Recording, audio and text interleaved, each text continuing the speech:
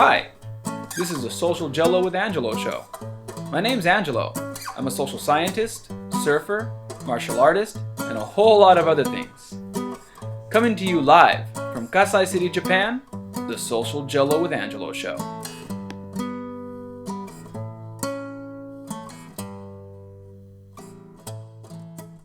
What's up, everyone? Welcome to another episode of Social Jello with Angelo. I'm here with my brother Mickey Lopez. From California. We're having a black belt meeting. Mickey has been blowing my phone up with some questions and some comments. And me, in all reality, I do the same to him. So we actually are always going back and forth on this stuff. And we have these weekly 30-minute, 45-minute conversations while I'm running up a hill or drinking some coffee out of my Cookie Monster mug. And so we decided that rather than keeping all this information between me and him, we share it with all of you. So, Mickey, the first thing on the do list, watering down the curriculum. Why do we do that? Well, I'll tell you.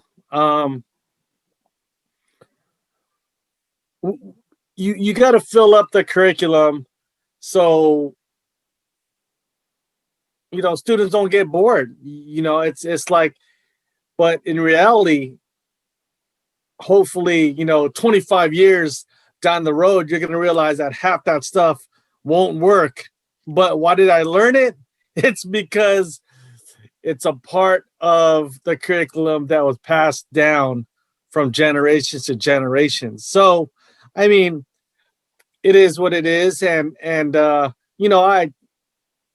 you can't say I don't want to learn it, because at that time, you want your black belt and you got to learn it. So it's just like forcing, liver down your throat. You don't want to eat it, but you have to, you know what I mean?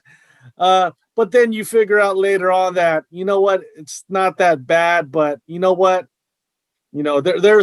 There's some lessons to be learned in some of those techniques, so yeah. I mean, I think, we've been doing this for a long time. How long have you been doing this now? How long have you been teaching now, Mickey? Roughly about 26 years. Yeah. I've been officially with, like, not counting the stuff I did unofficially, but I've been officially teaching Kajukenbo curriculum for since like 2009. So like what's that? 2009, about 10 years, over 10 years.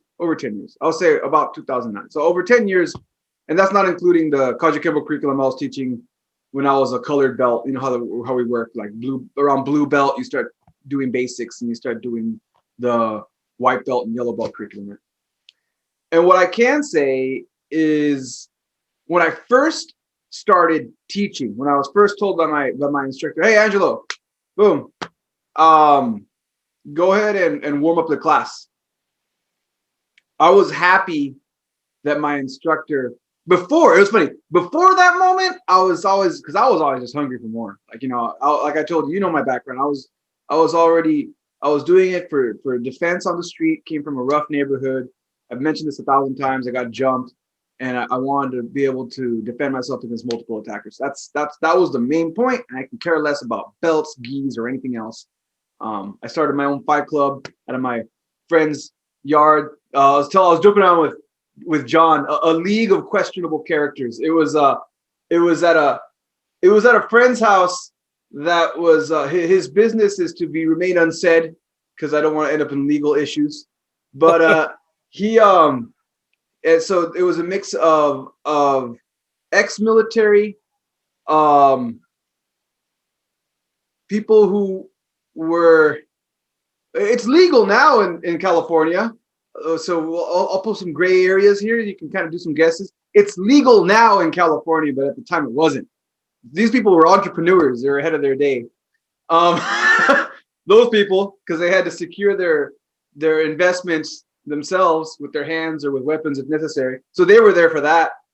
And And then we also had some people that actually came from dojos. And we all met up at this friend's house in his backyard with sparring gear, and we just go over different stuff. So either way, that's where I was coming from. But there was no format to that. We would just go in there, and like one guy would go up from whatever background, judo background. Hey, try this technique out. Everyone try that technique out. Or the ex-military guy would be like, hey, or one of my questionable characters guys from their entrepreneurship would be like, hey, some guy tried to jack me the other day and I had to do this. I'm like, oh, let's see that. Oh, that looks good. Let's try that. Let's work that. Let's drill that. Okay, now let's spar. Right? And that's how it worked. But when I got to my instructors and like that, they had their gis, and now I'm doing Kajukenbo. And when I sat down, I had to teach a bunch of kids. I was like, damn, what? Well, I can't be talking about I can't be going over the League of Questionable Characters techniques of these kids. So I was actually really happy that my instructor had a really bread and butter basic warm-up that I can remember off the top of my head. Okay, everyone, let's stretch. Let's do these basic stretches. Let's do these basic line basics. Let's do this technique, this punch number 1, right? I was happy about it. Especially the day that he told me, I'm sick. One day my instructor calls me, I'm sick, and the other higher rank can't teach class today, and I don't want to cancel class. Can you go in and teach class today? And I was a brown belt, and I was like, okay, I can do that. He's like, what do you want me to cover? And he's like, I want you to cover punch number 1, punch number 2, form, Palama 1, Palama 2.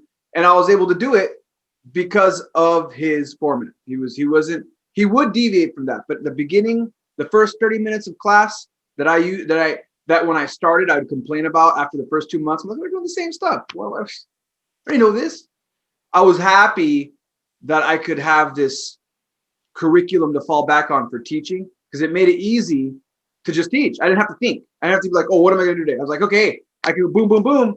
And then in the last 30 minutes, then I can do whatever I wanted. Like then if I have more advanced students, if I had students that didn't know what they were doing, we can go back to that bread and butter, and y'all can keep doing the bread and butter.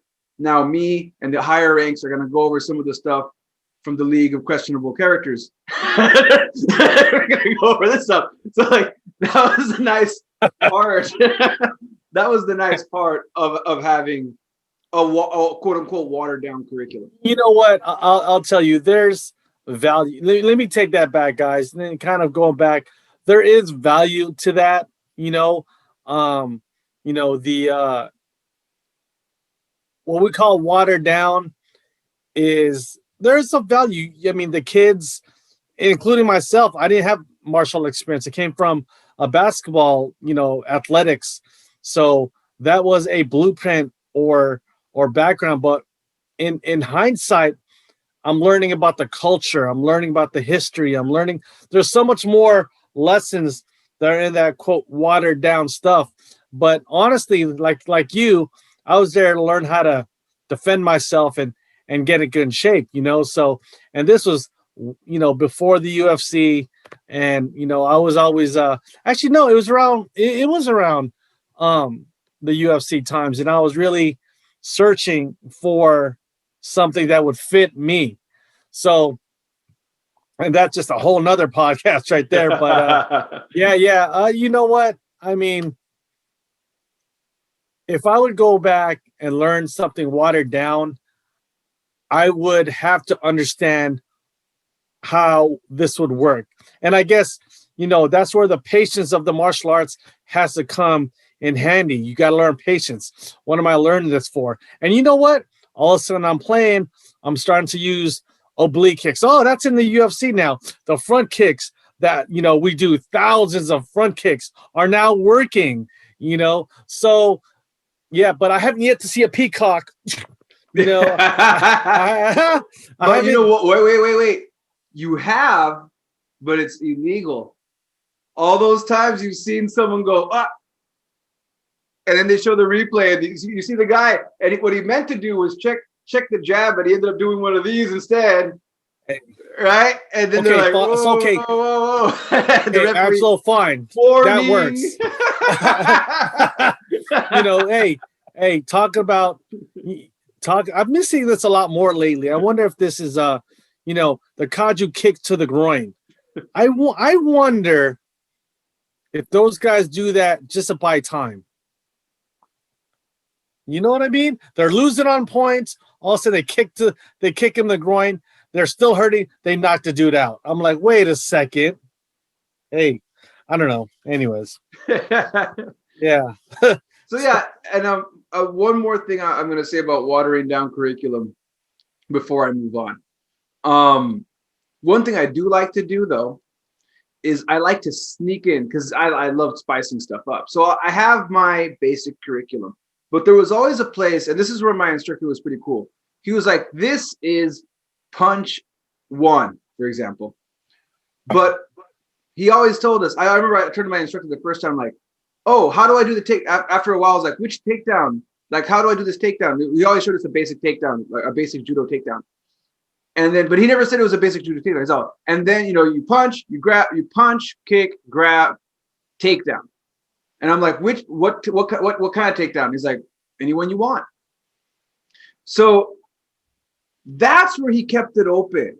And I love him for that, because now that I'm where I'm at now, what it makes it fun for me as an instructor is I can still give the basics to a basic student, a white belt that's coming in. But then now my advanced students, if they have to review this, I'll throw in a different takedown each week.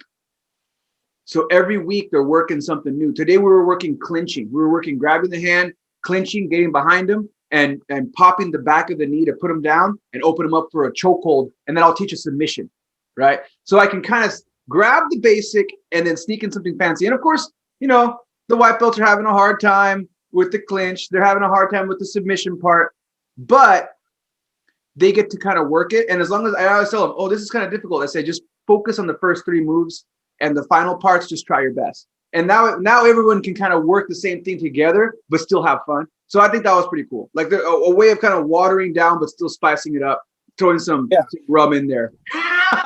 No, for sure. And it's just the watered down may have worked a long time ago, but how can we make the watered down stuff now work? You know what I mean? Like, how can we tweak the hour blocks to make it work? Those can work if you tighten it up. Like everyone says, the inward blocks. So yes, that's a parry, bro. The upper blocks, I've seen an upper block work, so but I think we're learning too much of the tradition instead of the functionality. Make it function. And it's not really watered down, but you're making that hour block, work. You're making it work. You're using that cover. It's still an hour block, but why do we have to start from our hip coming out this way? That's tradition. I get it. Yeah. So, but see, as a, looking back, I'm like, man, why did I do that? That's the thing. I'm always like, whoa, but it is what it is. I think it's great for the kids, but later on they have to, and if they do decide to stay on this path, they have to not do that. It's gonna get them, if they, hey, you put them against a kid that's boxing in a boxing ring against that hour block, guess who's going to win? Yeah. So, and again, I guess it comes down to how you teach the self-defense and application, right? I changed it because I was allowed to, because we were allowed to. The first thing I did as a black belt is I took out the idea that when you block, you step to the side with your hands to your hips and you do this. I got rid of that. I was like, that was the first thing I got rid of. I was like, hey, either you start from a neutral position with your hands down and you're just standing there as if someone's assaulting you and you didn't expect it. But the second the action starts, hands up, move to the side, outward block, right? So like, I did get rid of some of the stuff. I'm sure maybe someone listening right now is going to be pissed off, but I will say, for warm-ups, we still do it traditionally. We still get in our horse stances. We warm up. Today it was 40 degrees inside my dojo because it's freezing out here. So like I was like, all right, guys, we're gonna do some blocks. We're gonna warm up, and we warm up. with the traditional stuff to warm up. So it's not like, I guess it's not like you can't do both. I guess that's what I'm trying to get at. Like I see, and I guess it depends what you call watering down. I feel watering down would be to take out the takedown, in my opinion. Like if you said, I'm going to water this down, it would be like to teach the self-defense with no takedown, or to teach the self-defense with no strikes, only a takedown, right? Because now we are watering down. We're taking away. We're not adding. We're taking away, and that's what you do to that's how, I don't know, in my opinion. That's just. Yeah, I just, again, for the longest time, my body was hardwired to punch with my hand down. And when I went and I sparred with other people, I was getting cracked because I was hardwired. And, it's like you can't take the techniques literal sometimes. That's why you got to go out and play. You have to go out and lab it with the, what do you call those guys again? Oh, the League of Questionable Characters. Yeah, that's exactly. Say, hey, does this work? No, it doesn't. The League of Questionable Characters. That's funny. So next on our to-do list, promotion through competition. So, back when I was starting Jujitsu, getting your blue belt was like impossible. I mean, if you got a blue belt, you were pretty okay. And this is Brazilian Jiu-Jitsu now, right? I'm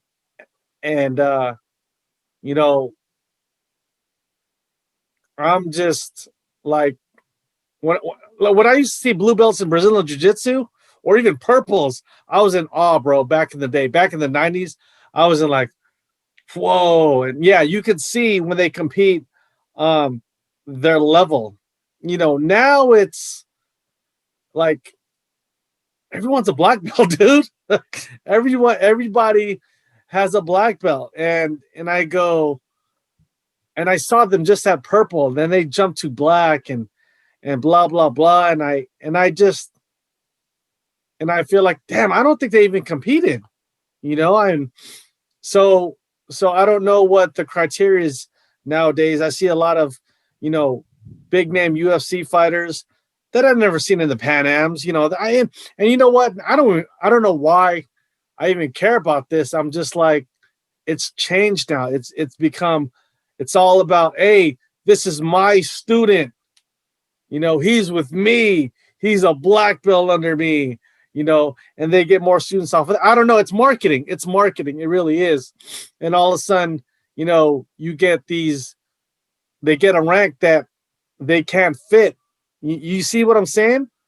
They have guys that, that are lesser level will come in and punish them. And what is that? I mean, well, because they've been, they got a black belt because they have like 500,000 students and, whatever. Good for them, and the boss is getting paid. It becomes a pyramid, I think. So, but hey, I like I said, I just think it was kind of weird to me that back in the day, again, I was around the Half Gracie guys and I saw the BJ Penns coming up, the Dave Camarillos, those guys. And I know BJ got his black belt in like 3-4 years, but I mean, he went to the Mundials. He went to Brazil. I see video. He fought in the UFC. I mean, I get it, right? I guess it's possible to get it in 3 years. I mean, if I'm just saying, you Brazilian Jiu-Jitsu guys, I'm just saying it's kind of weird now, okay? But again, back in the day, the criteria used to be you have to compete. Man, even getting your blue belt in like 6 years was unheard of. Like, you had to represent your school. So that's all as far as competition is concerned. That's all I got for that. So as far as promotion through competition, I mean, I guess it depends on what. When it comes to BJJ, I have to wonder, the reason I have to wonder is because of the kind of stuff they were. Like I said, what I see out of it is some people are really good at competition. I guess it really does come down to, because the next point that you put there was promotion through a black belt program, right? And now some people are really good at competition, but are not very good at teaching. And some people are really great teachers, but they kind of suck at competition. I've met a lot of people like that. Like they're good at explaining a technique and they're good at, and they still compete, but they've never won a championship of any kind for X, Y, Z reason, whatever. Maybe they have injuries, who knows? Whatever reason it is that they've never won a championship. Or even, so I guess my question to you, is it just competition or do they have to win? Well, it's better that they win, and you know what? And I'll take this back. I know some people that don't care for competition, but they can tap out the competition guys. Oh, okay. See, I mean, there's another thing, but it's like, competition is not my thing. It's like I don't have to prove anything, but yet I can top some of your competition guys. Okay. So, but they're never going to move up. It's very, I don't know how it is now, obviously, but back in that days, it's very political. I know this one guy, he was a white belt for like 10 years, and he kept on going to the classes and tapping out the blues, the purples, the browns, but he would never compete because it's not my thing. So, and he just got it. He's like, a sponge. So once he understood that technique, he was just like, I didn't want to compete though. Wasn't about the mentals. He was about the art, So, yeah. Yeah. And I think that's where Brazilian Jiu-Jitsu is a little different for anybody who's coming from Kajukenbo who's never done Brazilian Jiu-Jitsu. It's a little bit different because in what I heard in Japan, for example, you can pretty much, I see advertisements on Facebook from MMA schools looking for Brazilian Jiu-Jitsu instructors from purple belt and up. So you can start teaching at purple belt. Now, I heard on podcasts, I heard people being taught by blue belts in Brazilian Jiu-Jitsu. Now, here's where the rankings, and this is where rankings and promotions and politics come in. Some of the best stuff I've ever been showed in grappling, and I guess you can say Brazilian Jiu-Jitsu, was shown to me by a guy who had a blue belt. And it wasn't because he didn't have, it's not because he didn't compete. He competed and he won even. He was I'll just say a Ramsey Dewey. I always say him on my podcast, but yeah, he taught me some of the best stuff I know. And his MMA career wasn't all that great. Now, he even says it. My MMA career wasn't all that great. I made a lot of mistakes, and he talks about his mistakes. But got his head caved in, and that's why he had to retire. But the stuff he shows, like the stuff he went over, man, it's like some of the best stuff that I've ever done. And technically, he's got a bunch of certifications and other stuff, but as far as his rank and BJJ, it's a blue belt. Now, when it comes to like promotion through competition, promotion through a program, what I see, and we talked about this extensively, is what are you really looking for, I guess? One thing that does, what I've noticed in some schools, and I'm not going to name any names, I do know that some schools promote students according to time in and not skill. And that is where I say, well, as a Kajukenbo guy, for me, it's always been based on skill, not time. That's how my instructor did it. I don't know how other schools, we always say different Kajukenbo schools do it differently, but my instructor was not about time. He was about skills. So if you demonstrate skills, you move forward. The end. If you demonstrate skills and you show up for promotions, you move on. My mistake, I never showed up for promotions. That's why I got held back. And even that, at one point, even he said, you know what? when can you come in? And the day I came in, I went from white to blue because of the skills, because I demonstrated the skills. So when I see Brazilian Jiu-Jitsu, which is supposed to be, I want to say the whole idea that we're promoting because of competition is through skills, skill sets, right? What do you know? What can you do?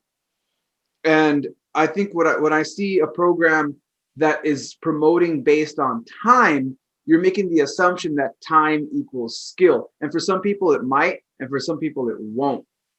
And then you have some people that might already have a bigger skill that are just being held back because of time. So I guess that's kind of my beef. I've met a lot of people that are black belts that don't have the skill to support it, but they put in the time. But that doesn't necessarily mean they put in the skill. And maybe they did compete, but maybe they didn't. I don't know. Are they good instructors? They're okay. They're okay. Some of them are not. Some of them are not. Okay, let me play devil's advocate here.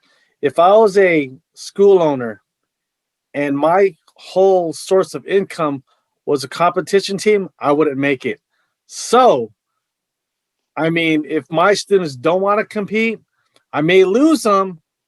So I guess that's one way to look at it. Now that I think about it, you know, putting myself in the, you know, a general manager's, owner's point of view. I mean, but at the end of the day, Brazilian Jiu-Jitsu is performance-based. So even if you don't compete, you better show me a good arm bar. You better not be getting tapped out by the first white belt that walks through that door. You know what I mean? Yeah. Well, I mean, look, but you know what? Hey, bro, anyone can have a bad day, you know, and it is what it is these days. Everyone's in it, you know, for health and fitness and blah blah blah. But I guess I grew up back when Gracie Jiu-Jitsu first started. Like it was fire. Like you can barely find any jiu-jitsu schools. Now you can find like 3 or 4 within, you know, 4 blocks apart. You know, it's like McDonald's almost, you know. And I mean, look. And what is McDonald's, right? McDonald's is a perfect marketing program backed by millions of dollars in marketing research. Whenever they talk about, I was reading this business book that said if you're gonna open a new business and you can't afford the money for marketing, just look where the nearest McDonald's is and open next to them. They already did the marketing for you. So like, you know, yeah, like you said, playing the devil's advocate as a martial artist bothers me. As a businessman, as an instructor who might be having to depend on this, like you said, for your livelihood, this is all you got, and you gotta pay the bills. Then all right, right? Hey, like, and let me tell you, Brazil, where's that balance, right? And guess what? Brazilian Jiu-Jitsu isn't cheap. You know what I'm saying? Like out here in the States, I think they charge about $150 a month at least, average. And if my student goes out there and gets hurt, guess what? They're quitting and I'm losing money. So, hey, I'm not gonna force it on you, man. You know, it's you know, I got about 300 students and 150 a pop. Do the math on that, Angelo. That's, you know, and you're gonna stick with me through 10 years of my black belt program. Guess what? You're a black belt. Yeah. Hey, no comment. And you know how they're working? They're working that once they have a black belt, that guy can go out, open his school, and then they get a piece of that, like you said, with the whole pyramid scheme. So yeah, like, and the average to get a black belt in general is about 10 years, right? Roughly 8 to 10. Yeah, 8 to 10 in every program, whether it's performance based or whether it's black belt program based or time spent. On average. Now there's those exceptions like you mentioned with the people that are now grabbing already existing UFC champions and they're making them black belts just to be like, hey, this is my guy. But still like, hey, this is my guy. And then that guy opens an MMA school, opens a Brazilian Jiu-Jitsu program. He might not be able to teach a Brazilian Jiu-Jitsu program. Guess who he's going to ask to come teach the Brazilian Jiu-Jitsu program? Instructor or a seminar. Yeah, boom. You know. Yep. So your next point on here is, let's see here. What does the black belt mean? and we start off with BJJ. So we're kind of continuing on BJJ. Right. I mean, look, the black belt to me, in Brazilian Jiu-Jitsu. That's what you started off with. That was the point, yeah. Oh, well, look, the black belt to me is just a white belt starting over. That's just me, man. And you got a firm grasp of the basics. Now, whatever stripes or rank you get next is really, kind of on a slippery slope. It's kind of weird. Some people like you have to have students under you now, or, you have to have your own school, brick and mortar school. But I feel like you just got to refine the basics and teach, and I don't have students. I wish, everyone's like, you should open up your own school and blah, blah, blah. I'm kind of doing that now, but they're not like, no one wants to learn like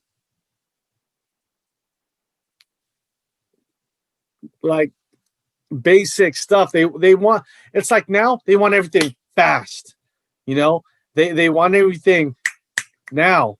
But if you don't give them a foundation of just like at least footwork and, do you really want to stick with me for the next 10 or 15 years and go through basic stuff? Do you?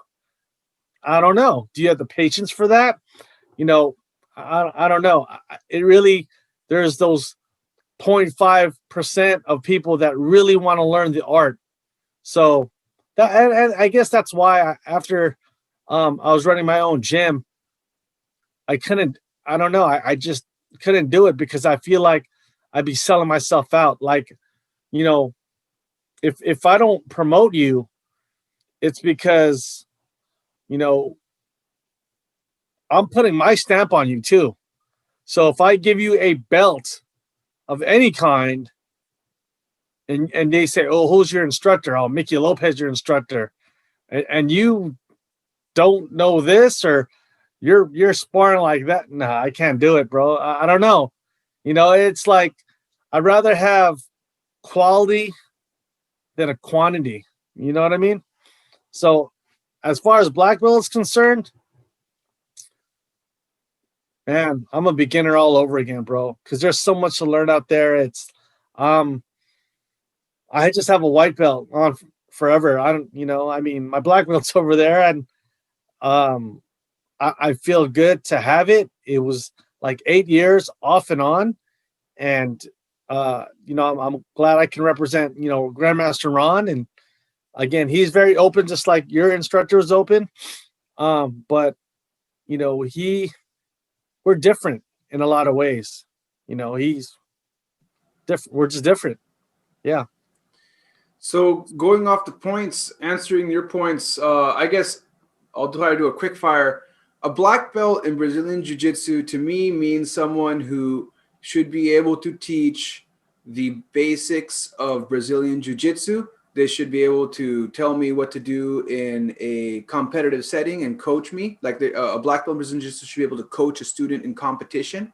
Whether they competed or not, like that's whatever. But they should be able to at least coach, right? Going back to Mike Tyson. Mike Tyson's coach was not a boxing coach. He was a psychologist. But he was able to coach him in boxing, right? So like they have to have the ability to do that.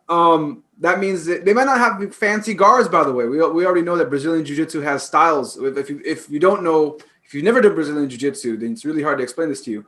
Within Brazilian Jiu-Jitsu, there is styles. They haven't labeled them. That's the weirdest thing. I'm waiting. That's one of the things, if I have time, I'd love to kind of write down the different styles of Brazilian Jiu-Jitsu. They kind of mention it. A pressure passer, the simmer and cooker. I'm going to come up with names for this shit, right?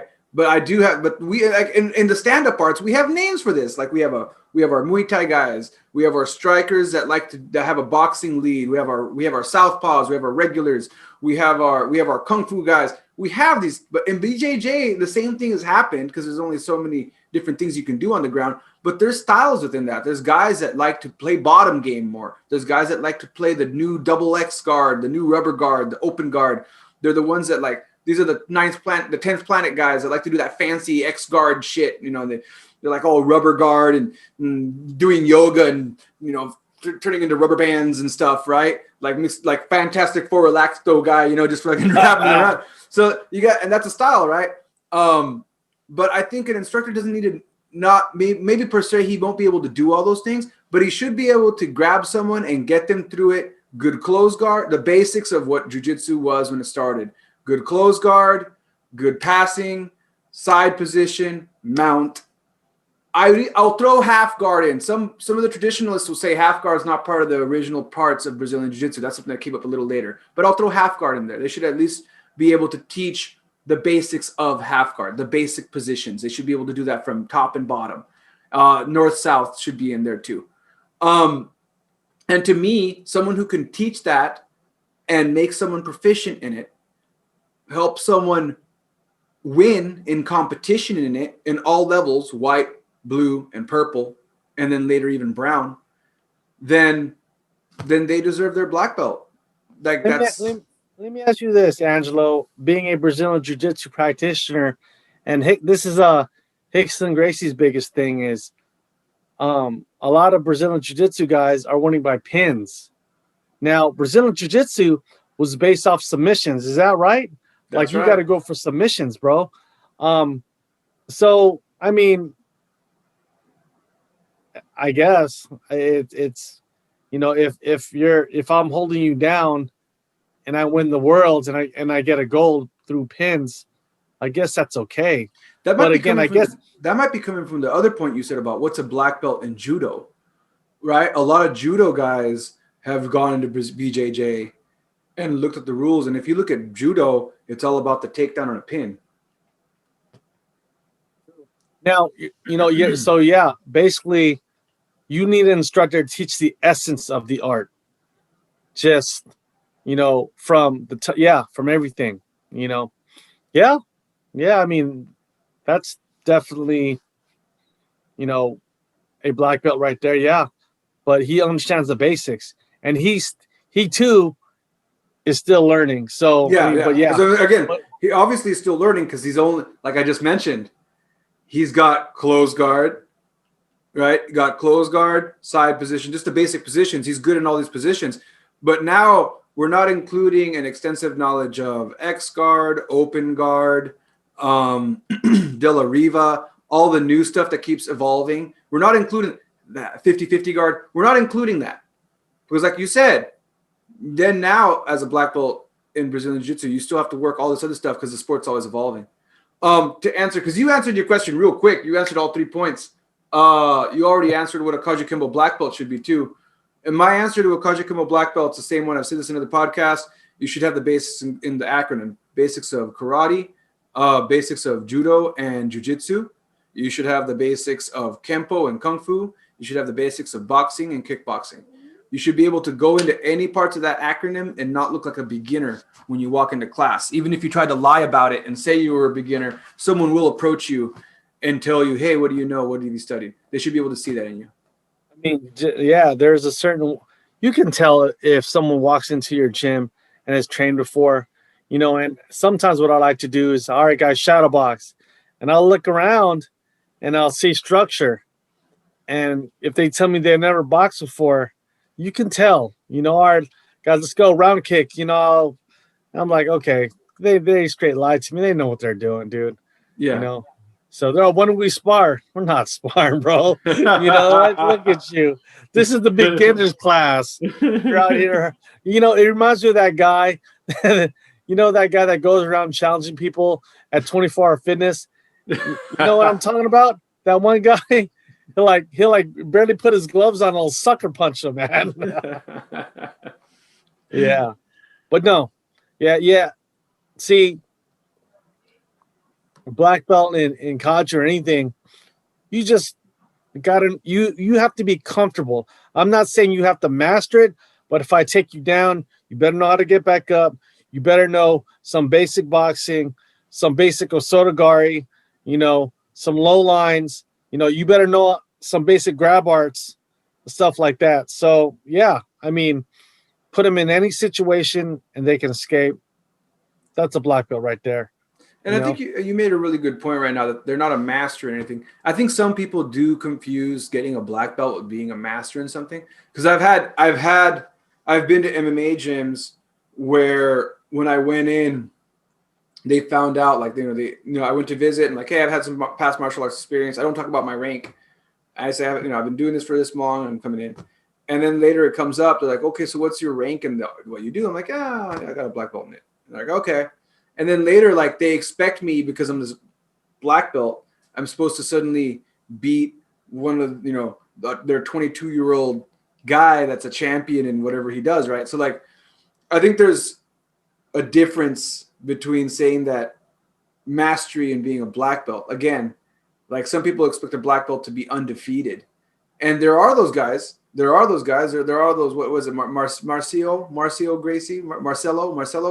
Garcia, right? He's got supposedly rumors of he's never been tapped, and it's never in competition and never in, I don't know. Was it Marcelo Garcia or was it? Either way, I might be wrong on the name. But there are these people out there in their arts where they have these legends behind them that they've never tapped, which I think is bullshit, by the way. I don't believe it. I think that's more of that folklore stuff of trying to make it bigger than what it is. But people believe it, and so then they see it and they think that's what it's supposed to be. And I'm more along the lines that you start all over again. Your next point on here, Mickey, is how training has changed in the past. UFC 111, 1990. No, that was the day it started. So okay. Yeah, okay. January November. 11th. November 11th, 1993 to now, 2021, 28 years later. So it was style versus style back in the day, and I'm going back and I was just reminiscing about how Hoist was just doing his jujitsu, and looking back on that, I'm like, man, he was taking guys down, choking them out, arm locking them. Didn't matter how big they were. Like I'm not gonna lie. When he first squared up with Ken Shamrock, I'm like, this shoot fighter is gonna break his freaking ankle off. And Hoist took his back. I was like, holy crap, because I was looking at aesthetics. Ken was just jacked, man. I was like, there's no way he fought in Japan. Ken's the man, but, I mean, just Hoist was so smart and so crafty. He just let Ken fall into his traps. But, and I'll tell you, Jiu-Jitsu is such a beautiful art. Back in the 90s. Now, everyone knows Jiu-Jitsu because you can go on YouTube. Now there were some instructors that you couldn't go, they didn't want to show you the secrets. Now you got these high-level Jiu-Jitsu guys with all the different camps where now they're just a team, they got American top team, they got Japan top team, whatever. Now it's like, a Half Gracie coach is with this team, and you got these. It's the athlete. It's you don't see Jiu-Jitsu is always going to win. Jiu-Jitsu is already done its job, but here we are in 2020. And looking back, we want to talk about the evolution. There it is. Congratulations. Thank you, Gracie family, for waking us up and saying we got to learn the ground. Now that we learn the ground, I seen people, Kevin Holland got Yoel Romero in his guard and knocked him out from his guard. You have strikers that know enough jiu-jitsu that are using jiu-jitsu, but they're using their striking. So now it's not even a style anymore, bro. It's the athlete now. So then I'm gonna pause you real quick. All right, and welcome back. Sorry to interrupt that. I had to put my dogs back in the house. Who let the dogs out? No. my wife did. So you were saying about how jiu-jitsu has evolved, and now you got teams, and you were talking about how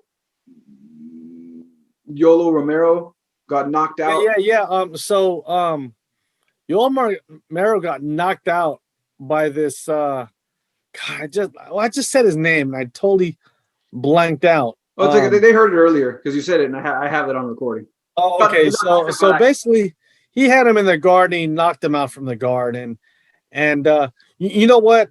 Let me just go off on a tangent. Was he on the top or the bottom? So Yoel was in the guard. Holland was on his back. Oh, wow. And he was here, and he threw a hook at him. I was like, bang. And, Yoel just kind of looked at him, and he hit him again, and that was it. I was like, wow. Wait. So let me, because I'm still getting confused here. Yoel was on the top. Yoel was in the guard of Kevin Holland. Okay. And then Yoel knocked him out on the bottom. No. Other way around. Kevin Holland was on his back in the guard. All right. He had Yoel Romero in his guard. Open guard, whatever. Okay. And he hit him with the hook, bro, from within the guard. And knocked out Yoel. He knocked him out. And I was like, and going back to all you're talking about the 50-50 guards and all that, you know what that is? That is great marketing to distinguish your jiu-jitsu. You come to Angelo's and you will learn the 50-50 flipping around guard. And at the 10th planet, that's very innovative, very what's the word I'm looking for is original, man. You can't take that away. So, but to me, it's all great marketing, bro. Like, if you ever come train with me, you'll learn how to do like really cool tricks or something. Whatever marketing I'm going to use is how I'm going to draw you in. But, it's all jujitsu, bro. It's all, martial arts is all martial arts. You know what I'm saying? Like, it's just the evolution has just been amazing. Now, again, I was saying this earlier, the front kicks, I'm seeing trapping in MMA now. And some people say trapping doesn't work. It works. I'm seeing destructions in MMA. It's working. And again, back in those Hoist Gracie days where no one knew jiu-jitsu, because it's just like, why is this guy trying to grab me? And now always try. I'm gonna repummel. I'm gonna put him on his back. I'm gonna learn how to get. I know enough jiu-jitsu to get out of those positions now. So it's a chess game now for sure. And then again, when you're talking about the evolution of jiu-jitsu, like, it's funny because I was talking to my BJJ instructor, and he's like, I don't like the new UFC because there's not enough jiu-jitsu. And I was like, what are you talking about, man? Like, and he said, I miss the days of, and I was thinking to myself, like, this is a dinosaur. Like, I'm talking to a dinosaur about missing the days of back in the day when there was style versus style. Because if anything, I don't even know if maybe I don't even think the Gracies saw that coming. I think the Gracies created it at the time, thinking they were already pressure testing it because they were letting people come off the street and challenge them, not realizing, and because they came off the street and they didn't have any YouTube or anything. So it was all like in-house, some guy, and anyone can do that, right? I can say, hey, open challenge. My instructor did that. Open challenge. We had people coming in all the time and we beat the hell out of them. So like, we just didn't put it on YouTube later. So like, they did that. And then when they finally put it in the UFC, when the UFC finally started, now I feel that's where the real pressure test came, because now the whole world saw. So the whole world started formulating an answer to it. And that's why, like, it took a while. It took a while because a lot of those guys that lost, even Shamrock, who lost, later came back and took a championship, they all left and said, okay, we got to figure this out. Whether we become the best at BJJ or not, we got to figure out what it is, come up with an answer to it, and then do what we do, use our strengths to win.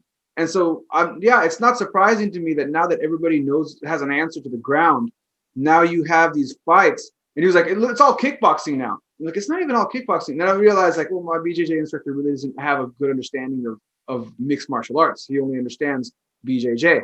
But like when I see the modern UFC, I see what the acronym of Kajukenbo more and more. I see karate, I see judo, I see jujitsu, I see some kung fu, I see some trapping. I notice trapping on the ground when the guy's on the top and he's trying to avoid getting hit in the face. I see the Wing Chun trapping to be able to bam.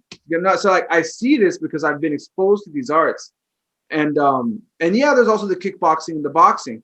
And the reason it's like that is if you're just a stylist, you go into the UFC, you won't even make it. You won't even get to the UFC. If you are a stylist, you will not even get past amateur MMA.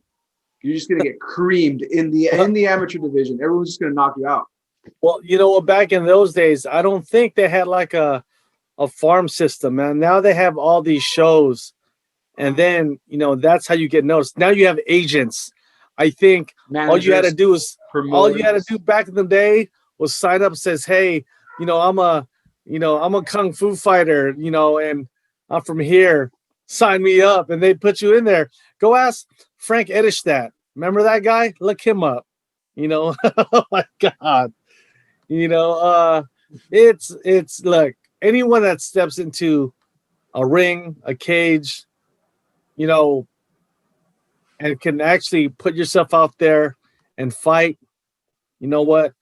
I give you so much props because, again, that lit the fire for us coming up, So they did it, and look at all those wrestlers, bro, that started coming in and dominating the grappling arts. You know what I'm saying? And the Brazilian Jiu-Jitsu guys had trouble with that. And stop me if I'm wrong, but the biggest weaknesses of Jiu-Jitsu are the takedowns, right? The takedowns and the idea of using pressure. They look down upon people who use strength. They look down. Now they know. Now they're figuring it out. But a lot of the old schoolers look down on the idea of being an athlete. They look down on the idea of weightlifting and having a training regimen. And if you use, and even now in Japan, they still have that mentality. I'm always being told in class, oh, he's so strong. He's so strong. Dude, it's not that I'm so strong. The question isn't why am I so strong? The question is, if you've been doing this longer than I have, supposedly, why aren't you? What are you doing? You're just doing BJJ. You're not running and you're not lifting weights. Why? Like, you do know we have these things called gyms and there's weights there. You can lift them and you can eat well. You can go on the internet, come up with a nutrition program, and you can get stronger. Like, there's nothing wrong with having muscles. Like some of the old school guys, they have like this thing where you have too much muscle, can't move right. No, that's not how it works. That's just not how. That's science says no.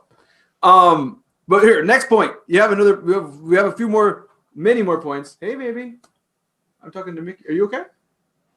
Yeah. It's my daughter. You want to say hi to Mickey? You want to say hi to the people? All the people here. Say hi. Hi. Say hi. Happy holidays. You like my snowflakes? You like the snowflakes? Santa? Do you? Yeah, you do. I like your fur coat. Right, what's your name? Her name's Anna. She's grabbing her coloring books. Oh, cool. Right on. So your next point here is 9 to 5 martial arts fighter and the full-time martial arts fighter. Ancha, can you close the door, baby? Yeah, what? So, yeah, you know what? I'm happy to say that I can actually train full-time now, kind of. I mean, I'm coaching, but I'm getting my work in. What is my point with this, Angelo? I don't know. You sent me you sent me that point. You said I don't know what you were thinking about when you said it, but you said it, so it's there. Want me to? So I have some comments, and you can think about it. So here's my thoughts on it. First of all, I want to say a 9 to 5 job martial artist versus a full-time martial artist, maybe a passer timer. I don't even know if 9 to 5 is really the word I would use. One thing maybe some people don't know, and I've said this before, I'm an English teacher, but I'm also lucky enough that I've had my own gym in my area because I live in the middle of nowhere and I didn't have anyone to train with. So I did the whole, if you build it, they will come philosophy. So I built it so that way I can train. So a lot of people maybe think that I'm a full-time fighter, but I think the whole idea of a full-time fighter is kind of a myth, because if you look at it, Jack Dempsey in his book talks about how many of the professional boxers back in the 20s, 30s, they all had day jobs, and they had to figure out how they were going to work their 9 to 5 and then get into the gym that night and still have their family time and still do everything else in between that. And that's how I've always been. Even when I almost was at that pro level, like, I think one of the biggest failures I made as far as not becoming a professional fighter is not so much that I didn't have the skills, but I just didn't have the drive to make the money. And I think if you're going to become a professional fighter, you need that drive to make the money, which is now a whole different skill set from actually having skills in the ring. You need to learn how to promote. You need to learn how to nowadays talk some shit, start some shit. I think Conor McGregor really showed us that having that showmanship, which some people hate, sells pay-per-views. Mayweather sells pay-per-views. This comes from the catch wrestling world. It comes from pro wrestling. The idea of getting people upset, creating a villain that they want to see be defeated, brings more money to the venue. Because then when you eventually do lose, because everyone does eventually lose, a lot of people are going to come see that. And you're going to make a lot of money. But I never played that game. Professionally, I've always had the skills, but professionally, as far as promotion, I was never really, like, I literally came out with my hood like this so you couldn't see my face, because I could care less about people seeing who I was when I did come out to my semi-pro debut. But does that mean I had to balance a 9 to 5 and professional training? But you could only train so many hours in a day anyway. So, like, if you're really ambitious and you really want to do this, I was working a 9 to 5 job and I was training at the same time. It meant waking up before my wife, and I have a kid. My first semi-pro fight, my wife was pregnant during it. So that if none of you guys have a pregnant wife, then you've never been through that. It's busy. So I would wake up before she did. She woke up every morning at 7, so I woke up every morning at 5. I would wake up at 5 in the morning. I would make I'd have a small breakfast because I had to have breakfast with her later, because you know how you have your responsibilities as a family man. Wake up at 5 in the morning. I'd train for 2 hours. Then she wake up at 7. I'd do our breakfast thing, and then after that I would go to work. After work, again, have dinner with the wife. She'd go to sleep. She'd go have her rest time around 8 or so, and then I would train some more, 8 to 9, and then I'd be home again. So now I trained 3 hours. I was getting 3 hours of training a day, and then twice a week I'd meet up. I hired coaches. I'd meet up with my coaches twice a week, and then I had sparring every Sunday at the club. So it was a lot of solo training. If you have the ability to have a class, like you're lucky enough to actually have a coach or a gym or a group that you can train with every day, that's even better. Now you can do your solo, but you still need solo training. If you think you're going to get through this without solo training, you're fooling yourself. You're kidding yourself. So I think that's, again, but then I think that, again, even though I guess we have to kind of smash the myth of what a full-time fighter schedule is. Because that's the first thing. If you're lucky enough, you get signed, now you can just train all the time and that's how you make all your money, then okay, cool. Now you have even more time to work that schedule. But now I want to distinguish, now that we have this distinguish between what's a full-time fighter and a 9 to 5 fighter, I see a 9 to 5 fighter as the person who comes in, or the 9 to 5 martial artist as the person who comes into the minimal 1 class, 2 classes a week for an hour. Yeah, no, I mean, again, I think some people do it just for a hobby, the 9 to 5, and the full timers, I mean, they probably got sponsors or or mom and dad got hella money where they can just live their dream real quick, you know. But I don't know why. I think I was just a little. I think I was on one when I wrote that question. So, well, for me, I was like, for me, I think I know what we're kind of going into, and I want to mention though, like, is the idea of a hobbyist who just does it once or twice a week, and the actual person who just loves it. So, like, I love it. I love it. I do it. I still have my full-time job.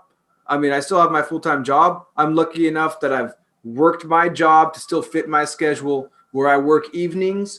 I do all my family stuff, drop off my daughter at school, and I've made a block of time to train every day in the morning. And the only reason I don't train on Saturdays is I need to take a rest day, right? And but you know what? I'll tell you, it also helps to have a cool spouse that doesn't give you any crap. Well, again, she gives me crap. I had to, again. I'm being very open about this. In the morning, I do all my family stuff. Otherwise, I will get crap. So, like, you know, morning, she goes. The one thing that she does not give me crap about is, and that's why I reduced the training schedule for teaching. I only teach on Tuesdays and Sundays. And yeah, I would, if it was up to me, I'd teach every day. But then I'm taking away from my family stuff. And it's not about so much about getting crap. Like, some people are like, oh, getting crap. Well, I mean, I'm still a family man, right? I still have my family I got to take care of. And I guess it just depends on what you're doing. And if you're teaching full time, then I'm guessing your spouse is probably going to be more understanding of the fact that this is part of your income. It's no longer, I love to do this. Now it's about saying, I got to go to work, right? And hopefully your spouse understands that. I love you, babe. You understand. So your next point on here was understanding the technique and the definition of a white belt.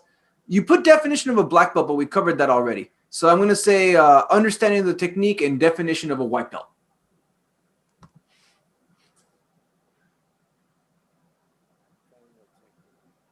Well, the definition of a white belt, you know, you come in and you're looking for something.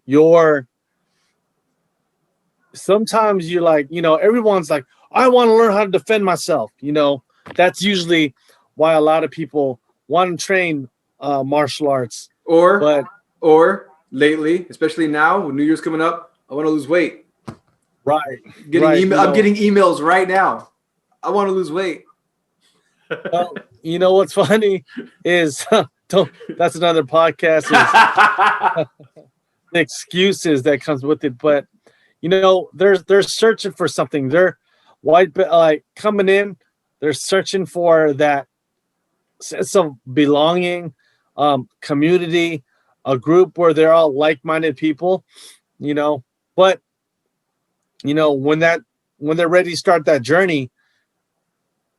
When I put on that white belt, Angelo, it was like the journey begins. You know, this is where, you know, I'm gonna just die. I don't like in anything I do, I dive 2 feet in, and again I bounced around from a few different arts, but when I found what I was looking for, here I am still, bro, and yeah, so I think that's what a white belt is. It's just a journey. They're just on that path of self-mastery. They want to master. It's like they want to find something within themselves. You know what I mean? It's goal setting.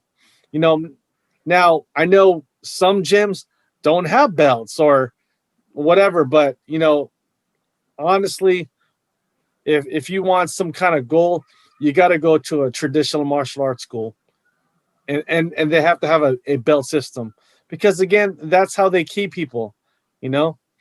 And not just people. Like I was listening to a podcast with JKD guys, and a lot of the JKD guys are complaining that because a lot of their programs don't have belt systems, that a lot of their students have no idea where they're going. Like, well, I've been here for 3 years. What's that mean? And like and even the JKD guys started making up like some sort of ranking system. I've heard MMA schools doing the same thing. Like, well, we don't have a belt system. Well, maybe we'll make them wear these type of colored shirts. And I'm like, pretty much belt, shirt, whatever. Like it helps to have a visual representation of where you are and where you're going. I noticed a big difference in my school because I used to not have it. I used to be like, okay, you'll get it when you get it. And it was everything I said. But I noticed a big difference in all my students' attitudes the second I said, okay, everyone, bam. They already had belts. They just didn't know what was needed for each one.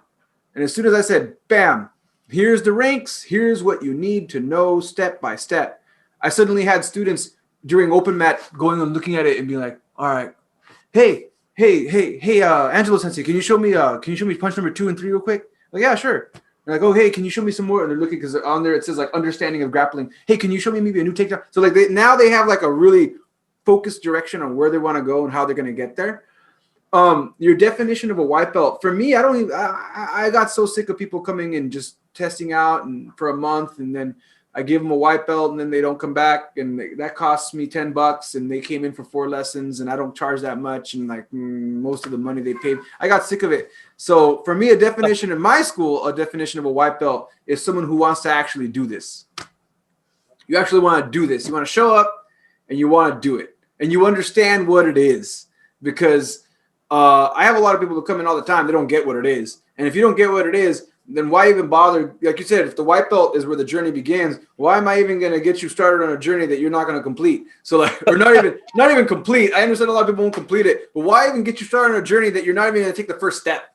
So like, like check it out. Make sure you know what it is and you understand what it is. And I have right there, like white belt understands the Kajukenbo philosophy. Like, you have to understand what this is. What are you getting into? You're getting into the acronym of karate, judo, jujitsu, kempo, kung fu, boxing and kickboxing, and how to use this. If you can't wrap your head around that, if you're like, I only want to do boxing, or oh no, I hate grappling, I don't want to do grappling at all, then go do judo, go to a wrestling place. I don't give a fuck. Don't waste my time. Hey, a lot of your students, they come to you for what? Kickboxing. Most people that come in always say they want kickboxing. Once in a great while, I'll have someone who wants to do jiu-jitsu. I have one guy, and that's because he did jiu-jitsu in Kobe, and he found out, he's like, oh, I saw that you do jiu-jitsu, and he came in for jiu-jitsu. And then I had another guy who listened. I have a guy who's one of my students who listens to a lot of Joe Rogan, and he's not Japanese, he's British, and he came in because he wanted to do Brazilian jiu-jitsu because he listens to a lot of Joe Rogan. But again, the first few lessons, like, it's going to be that, but it's going to be a lot more. And if you can't figure that out, then you're not going to like it. Go do whatever it is that you wanted to go do. This is what I do. I made the mistake the first year of trying to accommodate things for people. And all I found out was now the people that actually came for the whole thing are being taken on a side quest because this one person doesn't want the whole thing. So every time that one person comes up, I try to accommodate, okay, this person likes to do Brazilian Jiu-Jitsu, so I'm going to do a few more Brazilian Jiu-Jitsu drills for this person. This person likes kickboxing, so I'm going to do a little more kickboxing drills for this person to stay in the program. And I realized I shouldn't be doing any of that. I learned that they'd leave. Those people would leave anyway. The second it wasn't that, they would leave. So I'm like, you know what? Why am I doing this? It's either you like this or you don't like this. And it's not my job to convince you. But again, I'm lucky. I already have my job, so I don't have to worry about marketing. So if you don't like it, fuck you. I already have my money. So like that's what I said earlier, right? Remember? I was like, if you're a business owner, you gotta kind of, Yeah, if I was a business owner, I would open a boxing program. I would separate the acronym into different classes. I dip into my knowledge of cutting weight for fights and personal training, and I'd be doing personal training as well. And I would put all that together to pay the bills. If that's what I had to do, I would do that. But I'd still be the same attitude for the Kajukenbo program. I'd be like, oh, you don't like this? Then Wednesday we have the boxing class. Don't come to this program. It's not for you. Yeah. No, I know a lot of my friends, they do that. They separate. They got a Muay Thai class, Jiu-Jitsu class, and they come to the class, say what they want. And then they have their Kajukenbo class. So, that's the thing these days. People don't have the patience to learn the art. They want to learn how to fight like a UFC fighter, but they don't understand what a foundation and is. that's bullshit, right? Because the UFC fighters are all the karate kids. Those are Taekwondo kids. Those are the Kung Fu kids. Those are the Judo kids. Every single fucking UFC fighter right now was a kid who did a kids karate program or a kids judo program or a kids wrestling program. There's no guy that's coming in right now that just says, "Oh, I went straight to the." There's a few, but they're an exception, not the rule. Right? I'll Right tell now, you, everyone came from a foundation of something, and then they mixed it up. hey, you know what? Stephen Wonderboy Thompson's last fight. Just you want to talk about a traditionalist that transitioned into MMA. Check out his last fight, Angelo. Wonderboy's badass, dude. Point fighter. They said Kempo. I was like, oh, that's kind of cool that they said Kempo in the announcement. I was like, that's cool. So he actually gave props to his lineage. So that's cool. So wrapping up with last two questions, what do belts truly mean and why do you train? I guess those are two different questions. You can't combine them. That's fine. We'll say, what do belts truly mean? What, bro? I'll tell you again. Belts are nothing more than goals and accomplishments. All right, and I'm happy I went through that. It's, I'm like, belts this, but you know what? It felt because each belt taught you something. Each belt was a journey, one step closer to that black belt, and I guess the belts are it's a journey, just like anything else. Like you said, if you didn't have the curriculum, you wouldn't know where you're going. It's like, but hey, the white belt meant this. The orange, the blue, it meant this. The brown, the black, it meant this. So you have that journey that you went through. Now, the next question was, what was the next? Yeah, and then I don't have to add anything because I already answered. I answered your color belt system question earlier. So the next why do you train?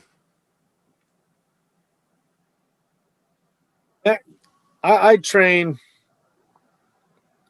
because it just it's a way for me to just have my time with myself, and even when I'm tired and I don't want to train and I do it, I'm happier that I did, because it's one of those, it's almost like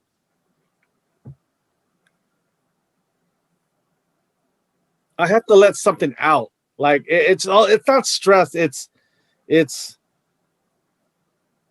I'm letting out. I'm expressing like myself through my sweat, movement. It's just, that's why I do it, because you know what? No one can force you to do this.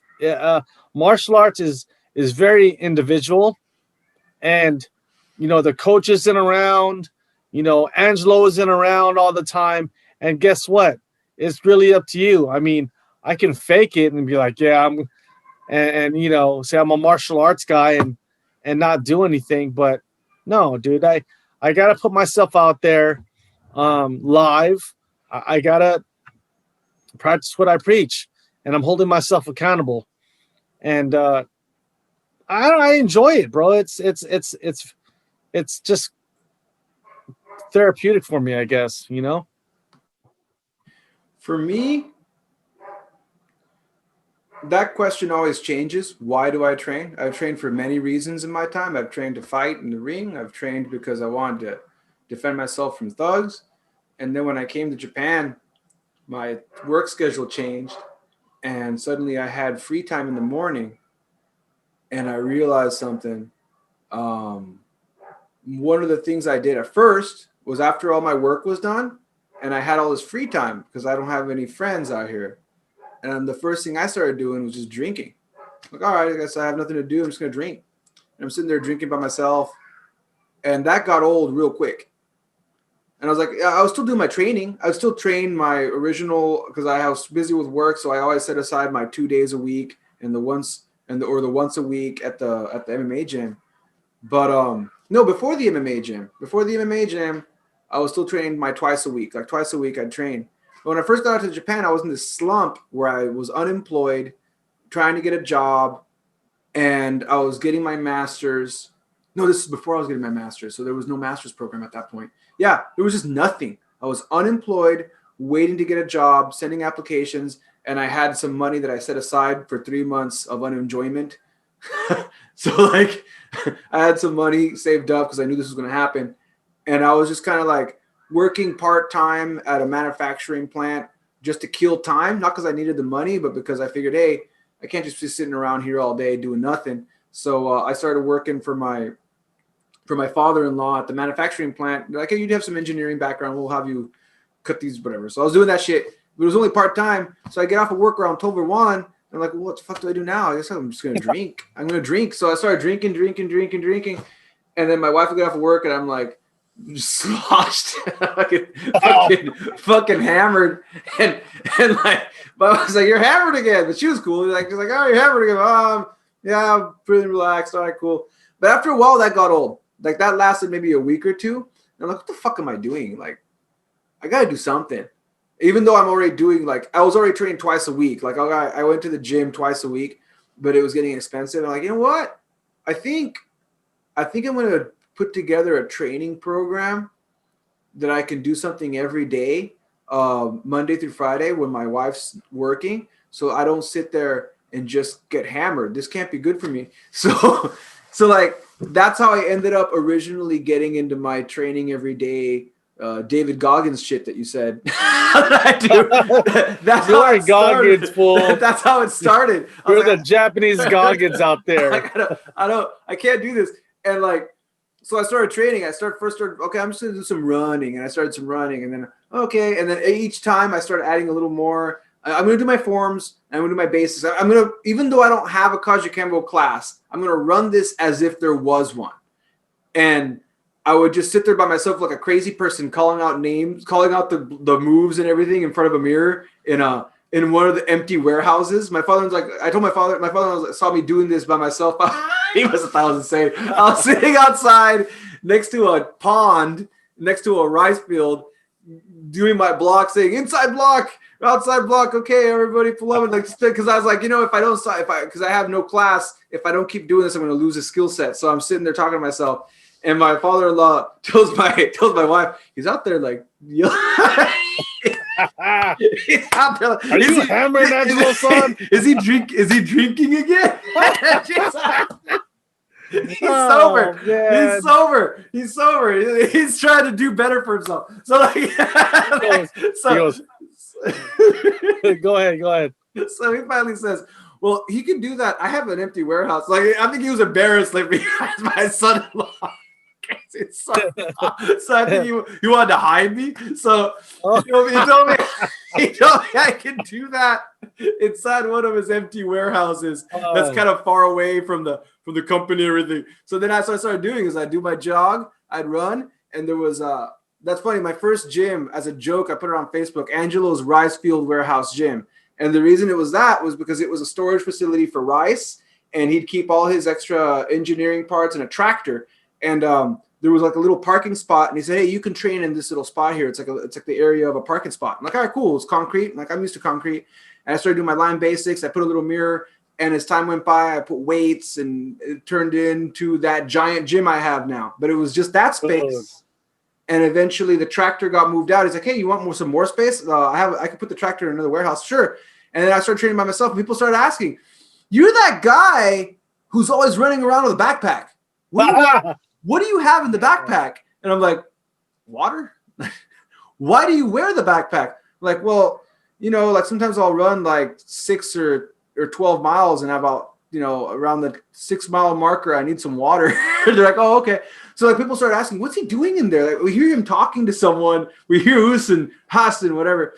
So that's when people started asking about training. And then I started taking up some students and training out of there. But that's what it turned into.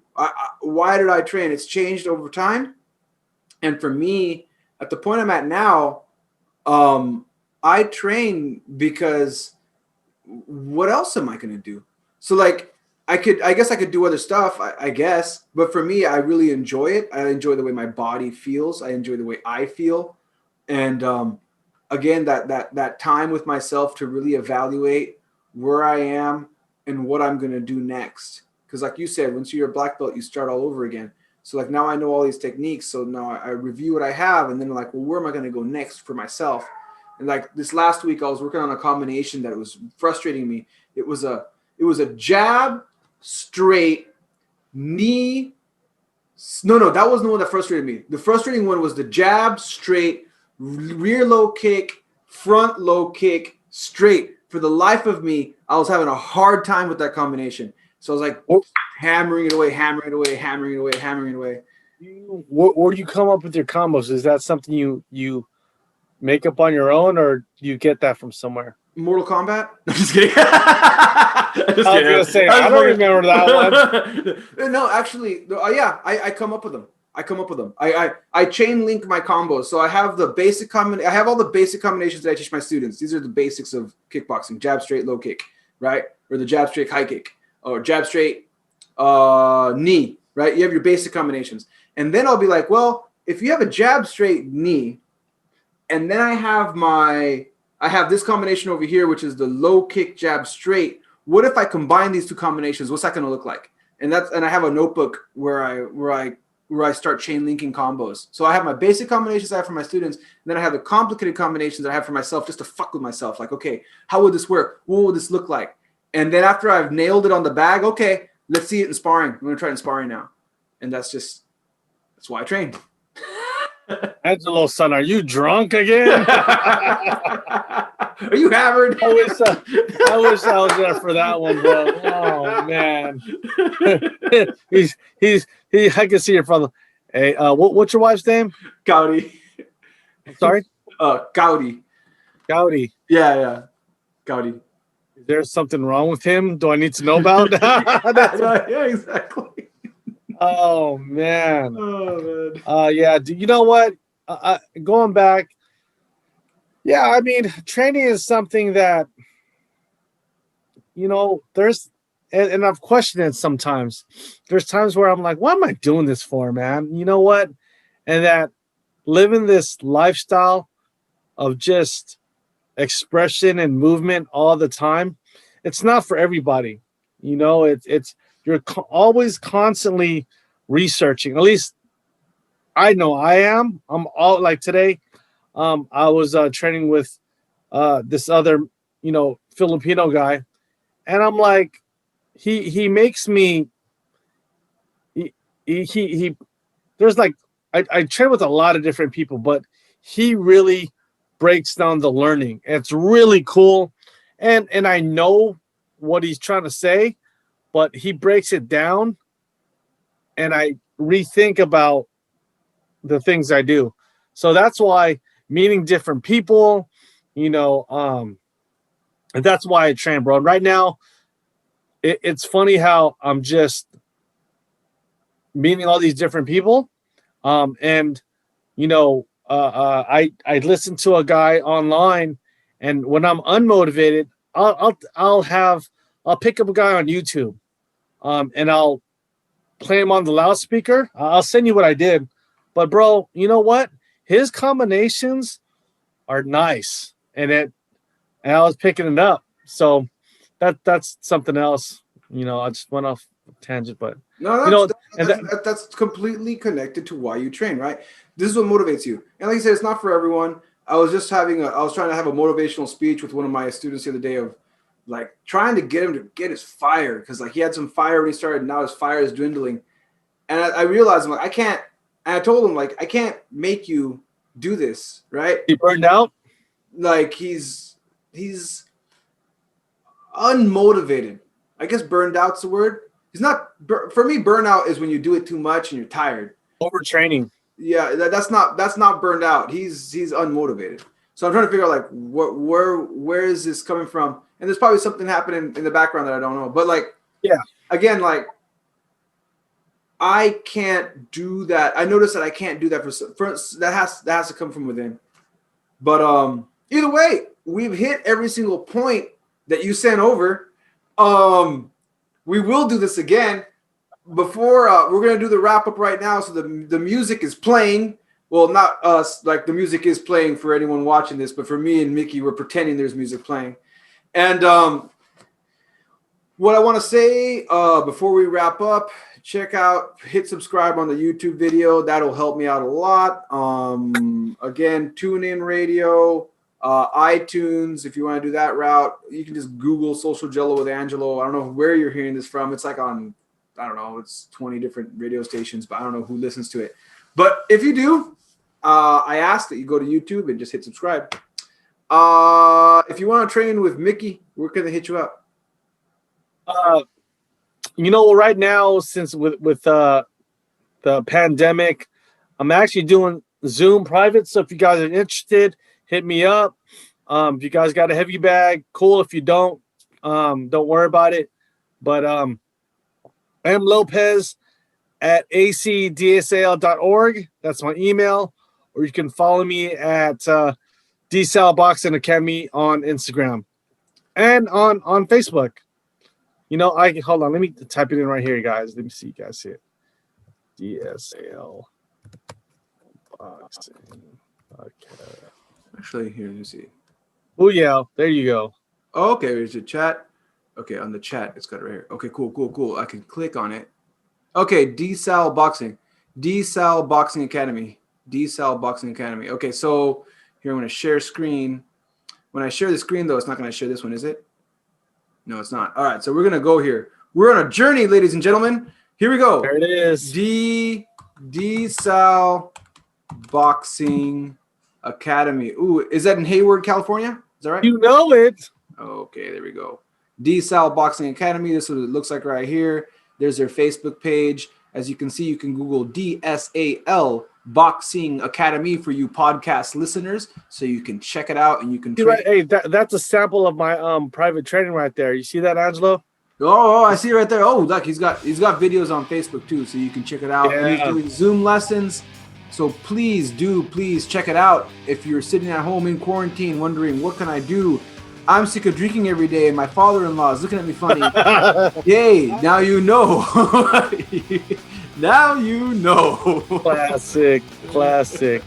Really out there I wish I was there for that one. What's he doing? Man. Well, thank you very much, and we'll catch you all later. Peace.